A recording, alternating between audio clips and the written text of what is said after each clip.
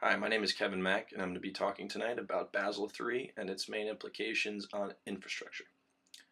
As we learned this semester, the Basel Committee on Banking Supervision was first established in 1974 to draw up uniform rules and regulations for all global banks to comply with. The committee's first set of rules established uniform rules for capital ratios.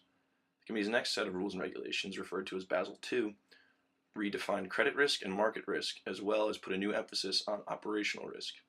In addition, Basel II offered banks three different ways to calculate credit risk. In September 2010, the committee introduced a new set of rules, referred to as Basel III, addressing banks' capital requirements, as well as introducing two new liquidity rules. I'll go into further detail about Basel III, as well as discuss their implications on banks' infrastructures. Basel III sets a new core capital ratio of 4.5%, more than double the current 2% level, plus a new buffer of a further 2.5%. Banks whose capital falls within the buffer zone will face restrictions on paying dividends and discretionary bonuses, so the rule sets an effective floor of 7%. Basel III also provides for a countercyclical buffer within a range of 0 to 2.5% of common equity or other fully loss-absorbing capital that will be implemented according to national circumstances. Its purpose is to protect the banking sector from periods of excess aggregate credit growth.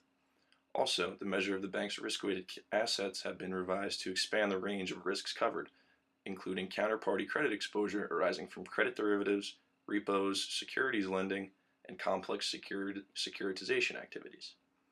As I mentioned earlier, Basel III also includes two new liquidity rules: a liquidity coverage ratio that requires banks to hold enough cash and other easy-to-sell assets to survive a 30-day crisis, and a net stable funding ratio that will force banks to hold more long-term funding.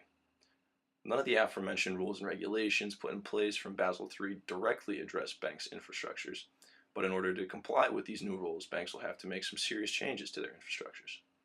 The technology investment required to comply with Basel III will largely depend on the level of investment made by a bank to comply with Basel II. If a bank has already built a fully functioning and audible risk management and measurement system, it will only need to make incremental investments to be compliant with the solvency part of Basel III.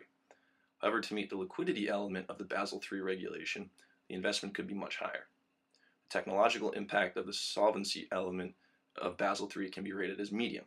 For example, the changes in capital levels won't entail significant change to existing IT systems, nor will the changes in capital reporting, especially if banks are compliant with Basel II. The changes in risk-weighted asset calculation, where most of the Basel II IT money was spent, will mostly involve incremental changes to models and data, plus possibly the building of systems for specific exposures that weren't considered before, or where new regulations will change their treatment dramatically.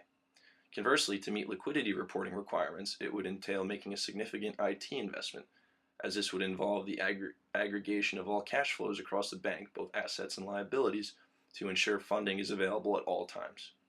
Existing IT systems and data warehouses built for Basel II don't have the capability to provide enough information, as most data gathered is from the asset side of the business.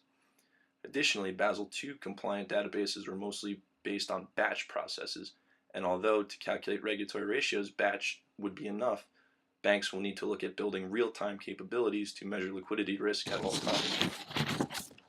To comply with Basel III, data quality will be the biggest challenge. IT systems will need to have the functionality to produce consistent and accurate data based on multiple models and real-time calculations, which correlate across divisions and asset classes. The IT infrastructure will have to be robust enough to deal with data integrity, usability, and be compliant.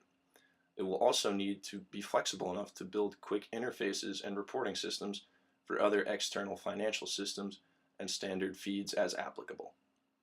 In conclusion, Basel III has put new rules and regulations in place to increase banks' capital ratios and improve liquidity. In order to comply with Basel III, banks will have to make changes to their technology and IT infrastructure. However, the good news is that the investment in technology and IT infrastructure for Basel III could realize other positive benefits for banks through data analytics at very little incremental cost. Thank you.